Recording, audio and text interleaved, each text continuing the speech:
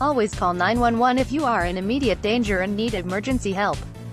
You'll prepare for flooding during flooding recovery after flooding. Prepare for flooding for communities, companies, or water and wastewater facilities during flooding. State and local response agencies are the primary responders for people who are concerned about or were affected by flooding. Find your state emergency office or agency from FEMA.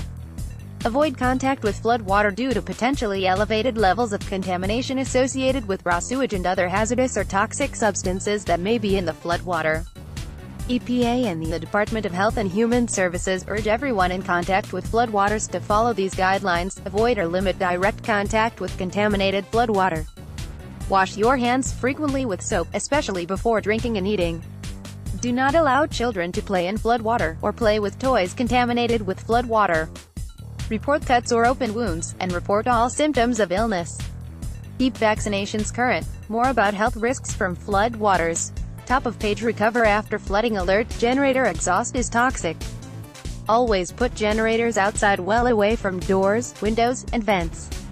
Never use a generator inside homes, garages, crawl spaces, sheds, or similar areas.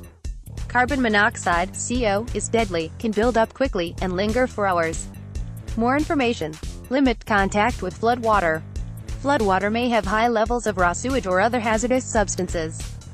Early symptoms from exposure to contaminated flood water may include upset stomach, intestinal problems, headache and other flu-like discomfort.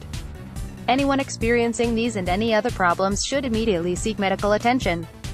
What do I do with my home septic system after a flood? Do not use the sewage system until water in the soil absorption field is lower than the water level around the house. If you have a home-based or small business and your septic system has received chemicals, take extra precautions to prevent contact with water or inhaling fumes.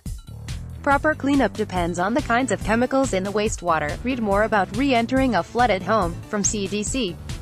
Children, protect children after a flood. Be sure children are protected from chemicals and diseases in flood water. Behavior such as crawling or placing objects in their mouths can increase a child's risk of exposure and sickness. Drinking water and food, mold. Managing debris. Disasters can generate tons of debris, including building rubble, soil and sediments, green waste e.g., trees and shrubs, personal property, ash, and charred wood. How a community manages disaster debris depends on the debris generated and the waste management options available.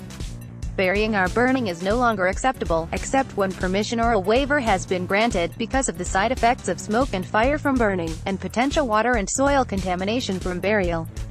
Typical methods of recycling and solid waste disposal in sanitary landfills often cannot be applied to disaster debris because of the large volume of waste and reluctance to overburden existing disposal capacity.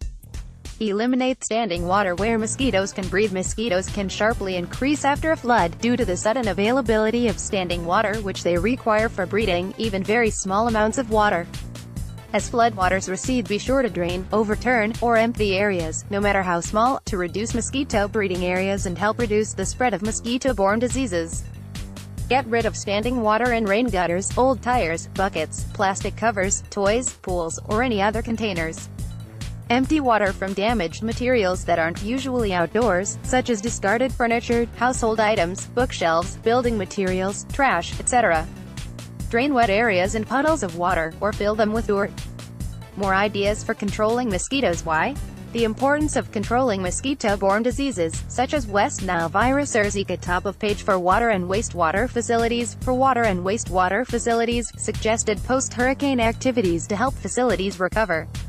Renovation and rebuilding. LEED safe work. By law, contractors need to use LEED safe work practices on emergency renovations on homes or buildings built before 1978. Activities such as sanding, cutting, and demolition can create lead-based paint hazards. Lead-contaminated dust is harmful to adults, particularly pregnant women, and children. Asbestos. Anyone working on demolition, removal, and cleanup of building debris needs to be aware of any asbestos and to handle asbestos materials properly. People exposed to asbestos dust can develop serious lung health problems, including asbestos.